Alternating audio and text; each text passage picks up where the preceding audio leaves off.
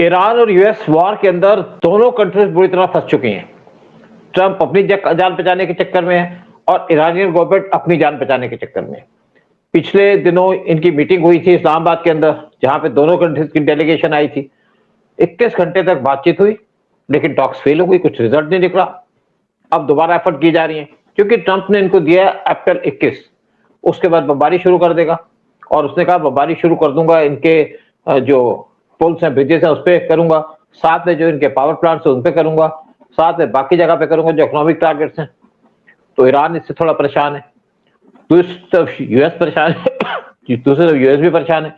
US ने कहा मैं इनको ब्लॉकेट कर दूंगा। यूएस ने ब्लॉकेट तो कर दी, लेकिन ईरान ने धमकी दे दी कि तुमने यहां तो ब्लॉकेट कर दी, मैं रेड सी में ब्लॉकेट कर दूंगा, जितने भी गल्फ कंट्रीज का जहां से सामान जाता है सारा ब्लॉक कर दूंगा। इससे गल्फ कंट्रीज भी परेशान है कि क्या करें इस टाइम पे। और जो आप ट्रंप की अगर बात करें, तो ट्रंप को जितनी भी नाटो कंट्री है तो सपोर्ट देने से मना कर दिया। इटली ने कहा भाई हम तो आपको अपनी बेस देंगे नहीं, जो आपकी बेस है वहां से आपके प्लेन नहीं उड़ने देंगे। तो परेशान है, इटली नाटो का मेंबर है।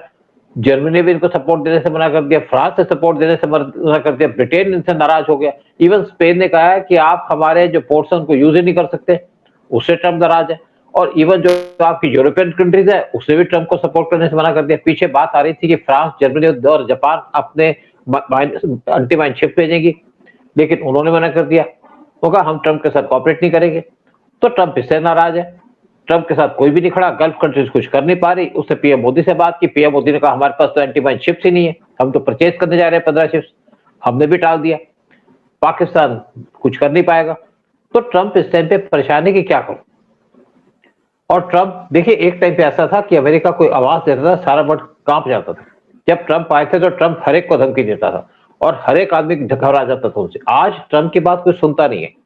ट्रंप ने अपनी वो इमेज खराब कर ली है, यानी कि जब कुत्ता भौंकता रहता है घड़ी के अंदर, तो लोग सोचते हैं कि ये कुत्ता भौंक रहा है तो जाएंगे, एक बार दो बार जाएंगे, लेकिन देखा कुत्ता तो ऐसे भौंकता रहता है तो लोग बाहर निकलते नहीं है, बल्कि पत्थर मारने लग जाते। तो आज ट्रंप का हाल हो गया।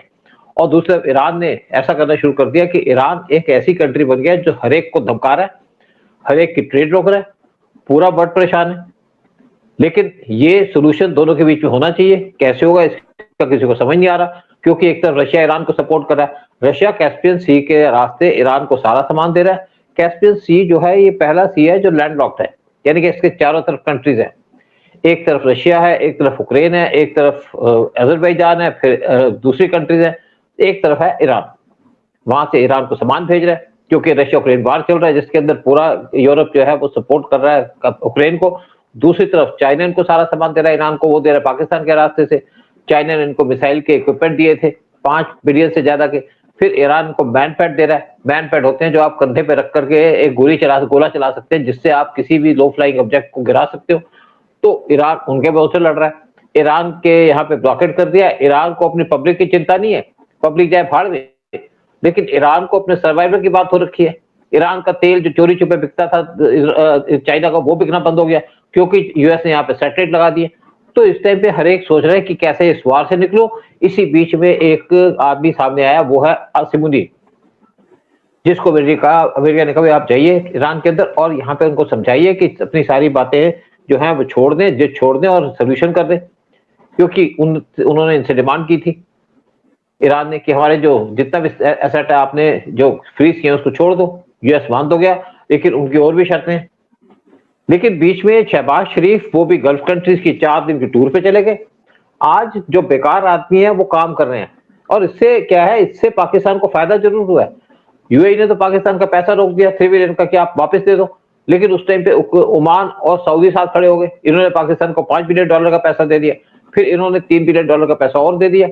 लेकिन देखते क्या होता है। और इसी पे चर्चा करने के लिए हमारे साथ उदय शंकर पानी जी बैठे हैं। मैं तो बोल चुका, उदय शंकर पानी जी आप बताइए आप क्या सोचते हैं कि यहाँ पे क्या पीस होगी, क्योंकि पीस तो इस टाइम पे मस्ट है। अगर ये वार लंबा चला तो सबको नुकसान होगा। सर आपने बहुत सही एक बात बोली कि भाई हमें समझ नहीं आ रहा कि क्या हो रहा है। मेरे ख्याल से समझ नहीं आ रहा क्योंकि हम लोग समझ नहीं पाए हैं कि आज की सिचुएशन जियोपॉलिटिक्स की क्या है। पहली बात है कि ट्रंप कुत्ता नहीं है, भौंकना कुत्ता नहीं है, वो शेर है। वो बहुत पावरफुल है, जंगल का, वो जंगल का शेर है। और वो क्यों अपने अरबों रुपए वेस्ट करवा रहा है और वो क्यों अपने लोगों को मरवा रहा है, इट इज दुनिया की वो खबर रखते। उसको क्या लेना देना ईरान से सर, ईरान से उसको क्या फायदा है, लेकिन ईरान से उसको खतरा है। ईरान के वहां पर कोई भी कभी डेमोन्स्ट्रेशन होती है तो हर समय उनके दो डायलॉग होते हैं कि death to Israel and death to America. तो क्या अमेरिका चुप रहेगा, क्या इजराइल चुप रहेगा? और आप ईरान ऐसा देश है, ठीक है हिंदुस्तान से भी दोस्ती है, हिंदुस्तान ने भी दोस्ती की है for some I am sure some Gujarati logics कि भैया हम क्यों उनसे दोस्ती कर रहे हैं, कि हमारे देश के लिए क्यों फायदेमंद है उनके साथ रिलेशन करना। लेकिन दुनिया को पता है सर कि सारी टेररिस्ट कंपनीज जितनी भी हैं, ऑर्गेनाइजेशंस हैं, उनका बाप, उनका माई बाप ईरान है। और ईरान इंटरनेशनल वाटर में अंदर ब्लॉक करना चाह रहा है, जो अमेरिका अगेंस्ट है कि भैया इंटरनेशनल वाटर में आप कैसे अपना दावा कर सकते हो आके। सर इस टाइम प्रॉब्लम अमेरिका नहीं है सर, इस टाइम प्रॉब्लम दुनिया के लिए है, वो है ईरान। वो खाली ईरान का ये है कि बड़ी उनकी जो वॉर नीतियां हैं वो बहुत तगड़ी हैं। वो जो सोच समझ के जिस तरह से वो नए नए फ्रंट खोल रहे हैं, जिस तरह से वो अटैक कर रहे हैं, और जिस तरह से दो पावरफुल कंट्रीज के अगेंस्ट वो आज सरवाइव करके बैठे हैं, hats off to them. But जो एट्रोसिटीज, जो सिविलियंस के ऊपर जो बम्बार्डमेंट करता है, वो खुलेआम कर रहा है ईरान। अमेरिका ने किया होगा तो गलती से उन्होंने कहा जी एक बम हमारा कहीं वो मिसाइल कहीं गलती से लग गया के, लेकिन आज भी इजराइल उनके सिविलियन एरियाज पर बम्बार्डमेंट नहीं कर रहा। और लेकिन ईरान, अगर आप जानते हैं, अगर आप देख रहे हैं, वो सीधा उनके जितने भी हैं क्लस्टर बॉम्ब उनके सिविलियन एरियाज पे फेंक रहा है। तो आप ये समझ लीजिए बड़ी क्लियर सिचुएशन है कि Iran has to be curtailed. Countries like Iran, countries like Pakistan have to be curtailed. Pakistan तो बेवकूफ है तो उसको मैनिपुलेट किया जा रहा है इस टाइम, लेकिन ईरान को मैनिपुलेट करना आसान नहीं है, क्योंकि वो बेवकूफ नहीं है, वो बड़े स्मार्ट हैं, वो दिमाग से वो बात करते हैं। हालांकि उनकी सारी लीडरशिप खत्म हो गई है, उसके बाद भी I think Iran is being led very well by their leaders and they are proved कि भैया हमको आप don't underestimate them। यही अमेरिका की गलती यही थी, इजराइल की भी गलती यही थी, दे अंडरएस्टिमेटेड। इजराइल ने सोचा कि मैं सब टॉप लीडरशिप को खत्म कर दूंगा तो फिर इनके यहाँ कुछ कोई रेजिम चेंज हो जाएगी। अमेरिका ने सोचा कि मैं 2-3 दिन के अंदर ऐसी बम्बार्डमेंट करूंगा, वो नहीं हुई।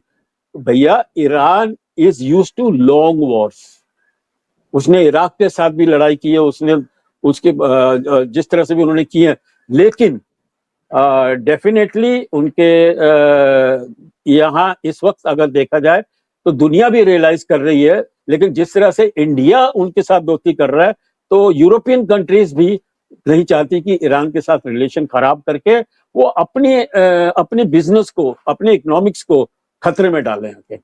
वो देखो मेन बात होती है हमारी कंट्री का क्या बेनिफिट है, किससे बेनिफिट है।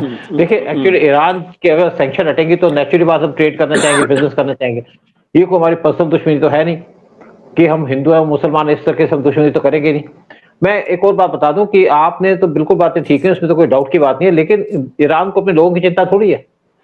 और ईरान ने कह दिया कि अगर आप हमारे इसको ब्लॉक करोगे, जैसे अमेरिका ने ब्लॉक कर दिया है, इससे ईरान परेशान हो गया, क्योंकि इनका तेल जो चोरी छुपे बिकता था चाइना को, वो बिक नहीं रहा। अब हम भी इसे तेल लेना चाहते हैं, अगर यहाँ पे सिचुएशन ठीक होगी तो ईरान से तेल लेना चाहेंगे, और हम भी नहीं चाहेंगे कि ईरान से पंगा। देखो जितनी भी टेररिस्ट ऑर्गेनाइजेशन है, चाहे हमास हो, चाहे हिजबुल्ला हो, चाहे आपके हुथीस हो, हमारे शिप से तो किसी ने अटैक नहीं किया, क्योंकि हम न्यूट्रल पॉलिसी लेके चलते हैं। हमें किसी का क्या लेना, हम अपने इंटरेस्ट को देख रहे हैं, उसी पे हम ध्यान देते हैं। देखिए जब अजरबैजान और अर्मेनिया का लड़ाई हुई थी, अर्मेनिया क्रिश्चियन कंट्री है, तो ईरान अर्मेनिया को सपोर्ट कर रहा था, हम भी उसके साथ खड़े थे, लेकिन हमारा कोई ज्यादा रोल नहीं था। लेकिन अब जैसे इस टाइम पे ईरान की क्या डिमांड है, उसने तो कह दिया कि मैं रेड सी को भी रोक दूंगा। पहले सोच रहे रेड सी के थ्रू सामान भेजेगा, उसने कहा रेड सी पे भी रोक दूंगा, मैं वहां पे भी बम्प कर दूंगा। एक मिसाइल जाएगी तो सारे शिप वहां से रुक जाएंगे। अब एक और बात आती है कि ईरान के प्रॉब्लम क्या है दोनों के बीच। ईरान कहता है जब मेरे असेट्स आपने डिपॉजिट किए हैं, जो रोके हैं, उसको छोड़ दो। वो तो अमेरिका छोड़ने को तैयार हो गया, लेकिन साथ में कह रहा है कि जो अमेरिका कहता है जो आपका न्यूक्लियर प्रोग्राम उसको बंद कर दो, उसको बंद करने को तैयार नहीं है। अमेरिका कहता है कि अब मैं आपके सामान छोड़ूंगा तो आप जो स्ट्रेट ऑफ हॉर्मुज उसको खोल दो, वो खोलने को तैयार नहीं है कि जब तक सारे सोल्यूशन नहीं होंगे। फिर ये भी कहा उन्होंने कि हमें कंपनसेशन चाहिए वार में जो डैमेज हुआ है, उस पे बात हो सकती है, लेकिन जो मेन बात है इनके असेट्स को खोलने की, वो अमेरिका खोलने को तैयार हो गया, तो आप हॉर्मुज खोल दो। आप पूरे वर्ल्ड को होस्टेज बना के बैठे हो, लेकिन इस टाइम पे जिस तरीके से पाकिस्तान को इन्वॉल्व किया है, कोई पाकिस्तान के लोग समझदार तो है नहीं। देखिए, इनका आर्मी का चीफ को भेज दिया है तेहरान के अंदर, प्राइम मिनिस्टर को नहीं भेजा, क्योंकि प्राइम मिनिस्टर को तो बात ही नहीं करनी आती, वो तो थलथल करने लग जाता है उसको। लेकिन गल्फ कंट्री भेज दिया, जाके बात करो। गल्फ कंट्रीज को प्रॉब्लम यह है कि गल्फ कंट्रीज तो बहुत हेल्पलेस है, उनका वार था नहीं, लेकिन उनके यहाँ पे अटैक हो गया, जिसकी वजह से उनका तेल नहीं बिक रहा, जिसकी वजह से वो तेल निकाल नहीं पा रहे, जिसकी वजह से उनके जो सेट्स हैं वो बंद हो गए। और अगर वो खुलेंगे तो खुलने में टाइम लगेगा, खुलने के बाद क्या गारंटी है कि वो तेल अपने निकाल पाएंगे हॉर्मुज के थ्रू। फिर सऊदी ने कहा था मैं तो रेड सी के थ्रू सामान निकालूंगा, ईरान ने वहां पे भी धमकी दे दी है, तो उसमें भी मुश्किल आ रखी है। तो जो गल्फ है वो तो वैसे परेशान है। फिर अमेरिका कहता है कि हम आपको पैसे देने पड़ेंगे। जब वार लड़ा, $40 बिलियन जो हमने खर्चा है वो तो हम आपसे लेंगे, यानी कि सऊदी, यूएई, बहरीन और बाकी कंट्री से लेंगे, उससे इनको चिंता लगी है। फिर ईरान, इनके अपने $30 बिलियन का नुकसान हो गया, जो गल्फ कंट्रीज है, 40 बिलियन का नुकसान हो गया ईरान का। ईरान कहता है मुझे पैसे दो, तो यहाँ पे खिचड़ी बन चुकी है तीनों कंट्रीज के बीच में। और पाकिस्तान कहता है मेरे को जो भीख दे दो, तो सऊदी भी दे दो, यूएई भी दे दे, साथ में अमेरिका दे दे। वो भीख मांगने में लगा कि $3 बिलियन का उनको नया भीख मिल गई है सऊदी से, उससे आपकी इकोनॉमी पुशअप नहीं होती। लेकिन पाकिस्तान लगा अपने चक्कर में, तो फिर पाकिस्तान को एक और चिंता है, क्योंकि इनका एक डिफेंस एग्रीमेंट है सऊदी के साथ। और अगर ये इनका वार चलता रहा, अभी तो इन्होंने 13,000 सोल्जर भेजा सऊदी के अंदर, लेकिन पहले कुछ इनके 10,000 सोल्जर पहले से, कुछ एयरक्राफ्ट रख दिए, पुराने चुनान एयरक्राफ्ट रख दिए। लेकिन इनको लगा कि अगर वार आगे चलेगा तो हमें तो अपनी फोर्सेस को भेजना पड़ेगा। अगर ये फोर्सेस भेजेंगी तो उस टाइम पे ईरान नाराज हो जाएगा पाकिस्तान से। ईरान वैसे पाकिस्तान से नाखुश था, तो ईरान को चिंता है कि आप मेरे जगह तो खोलो, मेरे पोर्ट्स को खोलो, ताकि मैं अपना तेल तो बेचूं, क्योंकि तेल नहीं बेचेगा तो उनका पैसा नहीं होगा, पैसा नहीं होगा तो उनको कोई इक्विपमेंट नहीं देगा, चाहे रशिया हो चाहे चाइना, सब पैसे पे काम करते हैं। और दूसरी तरफ अगर हॉर्मुज बंद रहता है तो अमेरिका की इंसल्ट होती है। वैसे ही ट्रंप की बहुत ज्यादा इंसल्ट हो चुकी है पूरे वर्ल्ड के अंदर, और ट्रंप वैसे भी अपने सारे दोस्तों को खो चुके हैं। तो दोनों कंट्री इस टाइम पे परेशान है। परेशानी के चक्कर में ये इस टाइम पे कह रहे हैं कि सिर्फ पाकिस्तान जो हमारी हेल्प कर सकता, मोदी ने साफ मना कर दिया। और वर्ल्ड ने जो अपने भेजने थे 22 के शिप भेजने थे, एंटी शिप भेजने, तो भेजने से मना कर दिया। और पीएम मोदी ने कहा भाई हमने तो 15 एंटी माइन शिप्स का ऑर्डर दिया हुआ है, उसको मिलने में टाइम लगेगा, हमारे पास 2-3 है जो हमें अपनी सिक्योरिटी में रखने पड़ेंगे। तो पीएम मोदी ने मना कर दिया। ट्रंप ने पीएम मोदी को ऑफर भी दी थी कि भाई हम आपको पीएटीआई प्लेन दे देंगे। उन्होंने कहा जी ठीक है, क्योंकि पहले जो पीएटीआई प्लेन थे उनका रेट 50% बढ़ दिया था, क्योंकि आप टैरिफ लगा दिया था। फिर उन्होंने कहा जी आपके जो MQ-9B ड्रोन है जो आपने ऑर्डर प्लेस किया है $3.1 बिलियन का 31 का, वो आपको 2028 में दे देंगे। पीएम मोदी ने कहा ठीक। फिर कहता हमारे F-35 ले लो। पीएम मोदी ने कहा हमको तो F-35 चाहिए नहीं आपके। तो इस टाइम पे पीएम मोदी ने ये भी कहा कि आपके जो जी के इंजन आने से वो तो आए नहीं, जिससे हमारा तेजस का प्रोग्राम डिले होगा, उससे कोई बात नहीं, मैं वो भी जल्दी से डिलीवर कर दूंगा। ट्रंप आज झुक रहे हैं, ट्रंप आज बातें मान रहे हैं। लेकिन अगर यही एटीट्यूड ट्रंप ने पहले रखा होता बाकी कंट्रीज के साथ, यानी कि स्पेशली बात करता हूँ इंडिया पे टैरिफ की बात नहीं की होती, तो कोई इशू नहीं था। अगर ट्रंप ने अपनी जो कंट्रीज है यूरोप की उनको परेशान नहीं किया होता, दो भी आदमी के साथ खड़े होते, क्योंकि इनका सबसे बड़ा दोस्त था तो नाटो कंट्रीज थी, नाटो कंट्रीज के साथ नहीं। जब ट्रंप ने इंडिया पे टैरिफ लगा दिया, तुम्हारे साथ में बिजनेस ही करूंगा, तो यहाँ पे यूरोपियन यूनियन वाले इंडिया के अंदर आ गए और एग्रीमेंट कर गए। जब यूरोपियन यूनियन ने एग्रीमेंट कर लिया तो ट्रंप ने कहा मैं क्यों पीछे रहूं, उसने अमेरिकन को भेज दिया एग्रीमेंट करने के लिए। भाई आप सीधे रास्ते क्यों नहीं चलते, आप टेढ़े क्यों चलते हो? आप लड़ाई कर रहे हो, करो। लड़ाई के खिलाफ इंडिया नहीं है कि आप लड़ते हो तो कोई बात नहीं है, क्योंकि वहां पे तो जरूरी है। जैसे आपने कहा इजराइल ने इस टाइम पे पूरे वर्ल्ड को खिला रखा है। और देखिए हमारी दोस्ती इजराइल के साथ है। पीएम मोदी वार से पहले इजराइल गए थे, इजराइल की बहुत सी बातें की थी हमसे कि मैं ग्रेटर इजराइल बनाना चाहता हूँ, फिर यहाँ पे बेन गुरियन एक कनाल निकालना चाहता हूँ। पीएम मोदी ने कहा वो भी हम आपके साथ हैं। तो उसने कहा हमारे डील हुई उनके साथ कि आपको मैं डिफेंस सिस्टम दूंगा और डोम दूंगा, वो भी हमने कहा कि हम ले लेंगे। फिर उसने कहा कि आप हमको, हमने कहा भी और भी सिस्टम चाहिए। उसने कहा जी आयरन डोम के साथ साथ जो दूसरा सिस्टम है वो भी आप ले लो, जिससे हम ड्रोन को गिरा सकते हैं। तो हमें तो इजराइल का फायदा है। फिर इजराइल ने कहा हम ग्रेटर इजराइल की बात करेंगे, साथ में ये भी कह दिया उन्होंने कि आपके इक्विपमेंट हम बनाना चाहते हैं इंडिया के अंदर, क्योंकि हमारी कंट्री छोटी है, तो हम इंडिया के अंदर बनाएंगे ताकि हमारी सप्लाई चेन बनती रहे। मैंने कहा वो ठीक है, लेकिन साथ में यूएई भी मान गया कि मैं पैसे खर्च करूंगा, तो वो भी काम हो गया। तो सारे काम तो हमारे इंटरेस्ट के हैं। लेकिन बीच में पंगा ये आ रहा है कि जब वार खत्म होगा तभी तो सिचुएशन होगी। लेकिन पीएम मोदी ने ट्रंप को एक जरूर इंडिकेशन दी है कि आप रशिया यूक्रेन वार रुकवाओ ताकि रशिया मेन स्ट्रीम में आ सके। ट्रंप की गलती यह है या यूरोपियन की गलती यह है कि उन्होंने रशिया को आइसोलेट करने की कोशिश की और उसको डिफीट तो कर नहीं पाए। इससे रशिया नाराज है, इससे पूरा वर्ल्ड नाराज है, चाइना भी इस चक्कर में आ गया। और ट्रंप ने अगर वेनेजुएला का तेल रोकना तो रोको, कहने की क्या बात थी, मैं चाइना को नुकसान पहुंचाना चाहता हूँ। फिर ईरान का तेल रोका तो कहता मैं चाइना को टारगेट करना चाहता हूँ, इससे चाइना ओपन में आ गया। तो जो सारा का सारा खिचड़ी बनी है, ये स्टेटमेंट बनी है, वो सबके स्टेटमेंट देने से बनी है यानी कि मुंह खोलने से बन गई। लेकिन एक बात जरूर है कि यहाँ पे सोल्यूशन होना चाहिए और यही ईरान चाहता है, यही यूएस चाहता है, यही पूरा वर्ल्ड चाहता है कि यहाँ पे पीस हो ताकि ट्रेड और बिजनेस सारी कंट्री कर पाए और फ्यूचर के अंदर भी एश्योरेंस दी जाए कि कोई भी हॉर्मुज को ब्लॉक नहीं करेगा। देखते हैं क्या निकलता सोल्यूशन। और इसके साथ आप कमेंट दीजिए, फिर प्रोग्राम को हम खत्म करते हैं यहीं पे। सर, ये जो बात की ट्रंप ने 40 मिनट तक मोदी जी से, तो ये कोई आम बात नहीं है। ये बहुत लंबा 40 मिनट बात करना। और आपने बिल्कुल सही ये कहा कि भाई मोदी जी का अगर ये सुझाव ये है कि पहले यूक्रेन और रशिया का जरा वॉर खत्म करें, तो हम लोग definitely get Russia to play a more positive role. क्योंकि अब रशिया के ऊपर सारे आपने सैंक्शन डाले हुए हैं, आके ईरान के भी, अभी ईरान के भी देखिए सैंक्शन तो डाले हुए हैं, लेकिन ईरान के साथ सारी बातों पे सेटलमेंट हो गया। प्रॉब्लम आ गई यूरेनियम से, प्रॉब्लम आ गई एटम बॉम्ब से। उन्होंने खाली यही बोला कि भाई आप एटम बॉम्ब नहीं बना सकते, आप बनाओगे तो आप मिसयूज करोगे। अब उस बात पे उनकी सहमति नहीं हो रही, उस बात पे वो पीस टॉक टूट गई आके। तो एनीवे अभी जो सिचुएशन आने वाली है वो है might is right. Whoever has the upper hand in their muscle power will dictate. तो let us hope for the best, sir। दुनिया का बिल्कुल सही बात है। बिल्कुल ये हमारे हिंदुस्तान में नहीं, पूरे वर्ल्ड की पीस के ऊपर डिपेंड करता है और जल्दी जल्दी ये टेंशन खत्म होना चाहिए। बिल्कुल, देखिए हम हमारे पास तो देखिए जब 1973 में यहाँ पे इसी टाइप की लड़ाई होकर के यहाँ पे पेट्रोल को रोका गया था, तो उस टाइम पे पेट्रोल के प्राइसेस हो गए थे 3 टाइम्स। तब इंदिरा गांधी गवर्नमेंट थी, इंदिरा गांधी ने इतना कुछ अचीव किया था, पाकिस्तान के टुकड़े किए थे, लेकिन प्राइसेस इतने बढ़ गए कि यहाँ पे अपोजिशन सड़कों पे आ गई।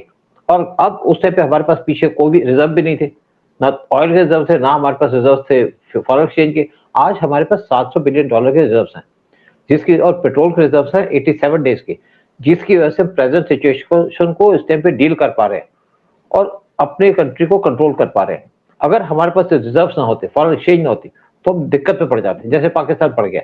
लेकिन फ्यूचर के अंदर अगर वार लंबा होगा तो ये पेट्रोल के प्राइस भी बढ़ाने पड़ेंगे, पेट्रोल पे राशन भी लगाना पड़ेगा। गैस की दिक्कत भी है, क्योंकि गैस के रिजर्व हमारे पास सिर्फ 1 महीने के ले तो रहे हैं कहीं ना कहीं से, हमें ब्राजील भी दे रहा है, रशिया से भी ले रहे हैं, कुछ अफ्रीकन कंट्री से भी ले रहे हैं। लेकिन एक सप्लाई रुक जाए तो आपको फर्क तो पड़ता है। आपकी अगर एक इनकम रुक जाए तो आपका घर चलने मुश्किल हो जाती है। तो ये हाल है दिल्ली का, इंडिया का। लेकिन फिर भी पीएम मोदी सारी सिचुएशन को संभाल रहे हैं, देख रहे हैं कैसे किया जाए, और यही उम्मीद करते हैं कि वार जल्दी खत्म हो ताकि ऑयल और गैस की सप्लाई इंक्रीज हो। वैसे इंडिया की जो ऑयल निकला है आपके मणिपुर के अंदर, लेकिन वहां पे निकालने में शायद कोई टाइम लगेगा। दूसरी तरफ 4 मिलियन स्क्वायर किलोमीटर का एरिया आपका अंडमान निकोबार के अंदर, वहां पे ऑयल का सर्च किया जा रहा है, पैसे भी लगा दिए वहां पे। देखते हैं, क्योंकि इंडिया के पास जगह जगह ऑयल निकलेगा तभी हम सेव कर पाएंगे। हमारे जो वर्ल्ड के अंदर रिक्वायरमेंट ऑयल की वो है नंबर 2 की। लेकिन इस टाइम पे वॉर खत्म होने की वेट की जा रही है, वॉर खत्म हो ताकि हम अपनी इकोनॉमी को बूस्ट कर पाए, अपने देश को आगे बढ़ा पाए, हमारी डिफेंस की रिक्वायरमेंट को पूरा कर पाए और अपने लोगों को बेनिफिट दे पाए। इसी पे गवर्नमेंट काम कर रही है और यहीं पे प्रोग्राम खत्म करते हैं। जय हिंद, जय भारत। जय हिंद, जय भारत, और पूरी दुनिया भर में शांति रहे। वंदे मातरम।